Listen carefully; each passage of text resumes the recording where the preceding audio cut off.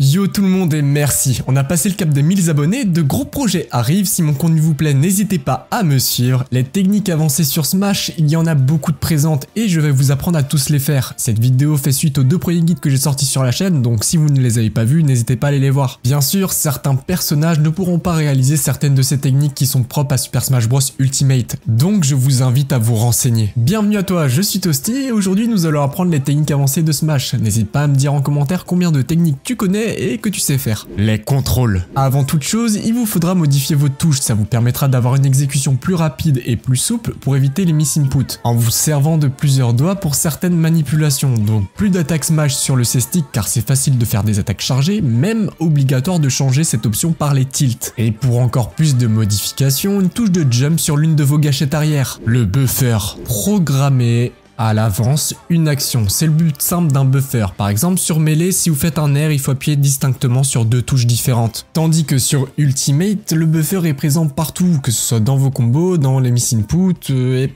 plein d'autres endroits. Ça reste une option assez compliquée à expliquer, mais si vous ratez certains de vos combos, pensez-y, il faut les buffers. La DI et ses variantes. Dans Smash Bros, il y a l'influence directionnelle qui va dépendre de comment vous avez mis votre joystick après avoir reçu un coup. Une DI in et vous serez attiré vers l'adversaire, une DI out et vous serez repoussé de votre adversaire. La LSI fait partie de ces variantes. La DI up qui va augmenter votre distance d'éjection et la DI down qui va le réduire. A noter que si vous prenez un coup quand vous êtes accroupi, vous serez éjecté moins loin. La SDI peut être représentée comme le fait de se débattre dans les airs pour sortir de certains multi-hits ou des combos un peu trop conséquents. Le dash initial. Quand vous donnez une direction à votre joystick, votre personnage exécutera un dash où il sera impossible de shield ou de lâcher un tilt avant la fin de l'animation. Mais avant que ce dernier soit actif, vous aurez un début d'animation qu'on appellera le dash initial. Pendant cet instant, il sera possible de dash attack en donnant une direction de votre joystick et la même direction à votre C-stick, ce qui vous permettra de faire une dash attack sur place. On peut aussi utiliser ce dash initial pour le F-smash ou le up-smash. Oui, le down-smash ne marche pas, mais grâce à ça, votre personnage arrêtera son dash et gagnera un petit déplacement pendant son smash. Le shield poke. Il se peut que cette situation vous est déjà arrivée. Votre bouclier qui est présent mais qui décide de laisser passer le coup adverse. Le bouclier dans Smash Bros,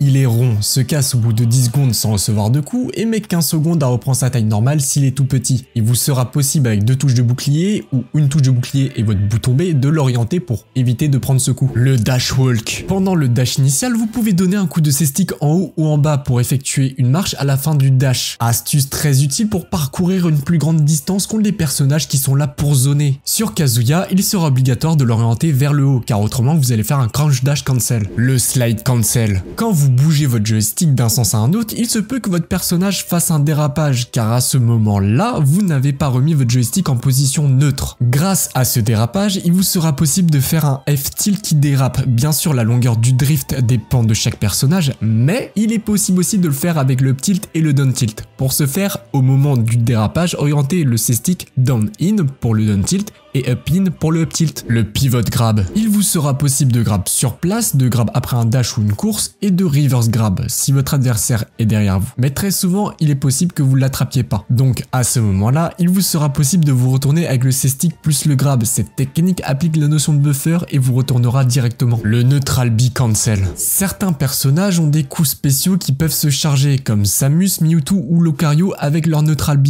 En appuyant rapidement sur votre touche de bouclier après votre neutral B, votre personnage commencera son animation pour l'annuler. La spot dodge cancel. Pendant que vous êtes en train de shield, si vous mettez votre joystick vers le bas, votre personnage effectuera une esquive sur place. Il sera possible d'annuler la fin de l'animation de cette esquive avec un tilt, des smash ou bien une attaque spéciale. Terry pourra annuler sa spot dodge avec un coup qui ressemble vachement au up tilt mais qui n'en est pas un. Le turnaround B et le B reverse. Le turnaround B vous permettra de changer de sens après un coup spécial. Ces mécaniques peuvent servir pour se repositionner. Bien sûr, il existe une variante qui s'appelle le B reverse. Cette fois-ci, vous gagnerez un drift en plus d'un changement de sens très utile pour se replacer et pour surprendre votre adversaire. Le wave bounce. Le wave bounce est un mix entre le turnaround B et le B reverse. L'exécution reste assez compliquée, elle sera très utile pour surprendre votre adversaire. On privilégiera une gâchette attitrée sur les spéciales pour mieux réussir le wave bounce. Le wave bounce peut être très utile pour Lucas ou encore pour le neutral B de Samus. Le IDJ. L'instant double jump. Si vous ressautez dans les 3 frames du début du saut de votre personnage, il utilisera son double saut. Le IDJ, c'est la capacité de pouvoir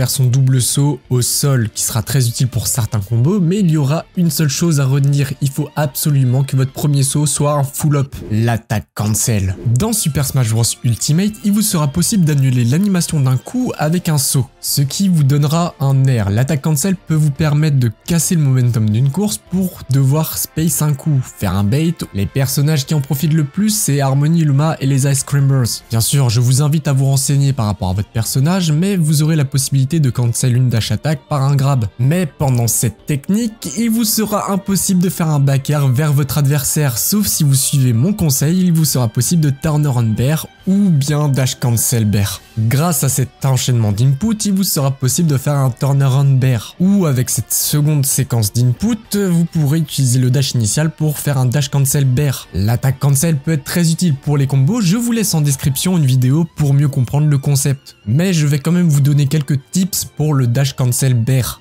Si vous sautez trop tôt, votre personnage fera un back air sur place, et si vous sautez trop tard, votre personnage fera un fer retourné. Le buffer fast fall. Si vous maintenez le joystick vers le bas avant ou pendant votre saut, il vous sera possible au moment de retomber de buffer un fast fall avec n'importe quelle aériole sauf le donner, ce qui peut permettre instantanément de redescendre après avoir donné un coup dans les airs. La drag down. Certains personnages ont des aérioles qui possèdent des multi-hits. Si vous en faites partie, il est possible d'emmener votre adversaire au sol, qui le mettra en situation de tech chase. Pour ce faire, avant de taper votre adversaire, faites une fast fall. Si votre enchaînement est réussi, votre adversaire devra vous suivre au sol. Le waveland. Quand vous sautez sur une plateforme, votre personnage doit atterrir dessus. Il est possible d'annuler cet atterrissage en faisant une air dodge. Votre personnage glissera sur la plateforme si vous orientez votre joystick down in ou down out. Il sera aussi possible de le faire au sol, mais vous aurez moins de lag si vous privilégiez la touche de grab que la touche de shield. Le buffer platform. Sur les plateformes, il y a quelques techniques qui peuvent vous être utiles pour étendre votre avantage ou mettre une meilleure pression. Dans Super Smash Bros Ultimate, il est possible, après avoir donné un coup dans les airs, au moment où vous tombez de la plateforme, de repasser en dessous de celle-ci assez rapidement. Il faudra buffer une marche après votre aériole et orienter le stick vers le bas en passant par la diagonale. Le Ghost Platform. Si vous maintenez votre joystick vers le bas après un saut, votre personnage passera en dessous de la plateforme. Bien sûr, il est possible d'attaquer en passant en dessous de cette dernière, mais il vous faudra attendre que le personnage passe en dessous de la plateforme, sinon il restera dessus. L'atterrissage sans lag. Propre à certains personnages, cette mécanique permet de ne pas avoir de lag quand vous tombez sur une plateforme. L'exécution reste compliquée car il faut faire un grand saut en arrière et au moment où vous passez la plateforme, faire un grand saut en avant. C'est assez dangereux de le faire car si vous vous ratez, vous perdez votre second saut et le timing est très serré, donc il va falloir aller là-bas. Le ledge trump. Voler le bord du stage à votre adversaire, c'est possible. Avec le ledge trump, il faudra courir vers le ledge, faire une fast fall et remettre le joystick vers le stage. Si vous avez réussi, vous volez le ledge à votre adversaire pour ensuite le punir. Attention à bien penser à la fast fall, sinon votre adversaire vous verra venir. Le ledge slip. Variante du trump, cette fois-ci vous n'aurez pas besoin d'élan pour vous accrocher au ledge, mais il faudra être bien au bord du ledge. Il sera aussi possible d'attaquer sans donner de momentum à votre coup, ce qui permettra de punir des personnages ayant des recoveries verticales plus facilement. L'instant wall jump. Au moment où vous êtes accroché au ledge, relâchez-le et sur un court intervalle qui dépend de chaque perso, orientez votre stick face au terrain. Votre personnage fera un wall jump si c'est réussi. Le slingshot.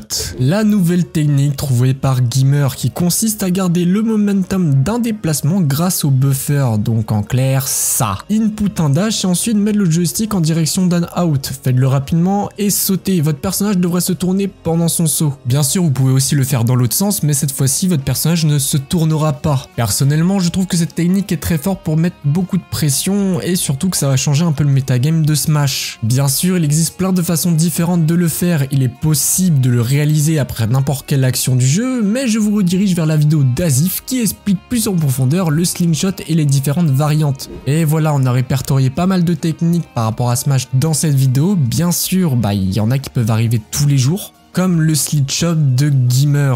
Mais bon, merci encore pour votre soutien, vous êtes 1000 sur la chaîne, je sais vraiment pas comment vous remercier. J'ai essayé de faire la liste de toutes les techniques avancées propres à Smash et j'espère vous avoir appris des choses. Sur ce, c'était Toasty, peace, à la prochaine.